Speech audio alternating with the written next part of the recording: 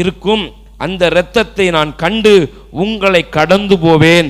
நான் எகிப்து தேசத்தை அழிக்கும் வாதை உங்களுக்குள்ளே வராதிருக்கும். அல்லேலூயா, ஸ்தோத்திரம். அன்றைக்கு புறப்படுகிற நாளிலே ஆண்டவர் என்ன ஒரு அதிசயத்தை செய்தார்னு சொன்னா, எபிரேயர்களுக்கு, இஸ்ரவேல் ஜனங்களுக்கு, தம்மால தெரிந்து கொள்ளப்பட்ட தம்முடைய ஜனங்களுக்கு கர்த்தர் பாதுகாப்பை கர்த்தர் கட்டளையிட்டார், விரோதிகளுக்கு பாதிப்பை கர்த்தர் கட்டளையிட்டார். அல்லேலூயா, ஸ்தோத்திரம். என்ன ஒரு அதிசயம் நமக்கு நடக்கும்னு சொல்லி கர்த்தர் சொல்றார்னா, உனக்கு பாதுகாப்பும் உன் எதிரிக்கு பாதிப்பையும் நான் கட்டளையிடுவேன்.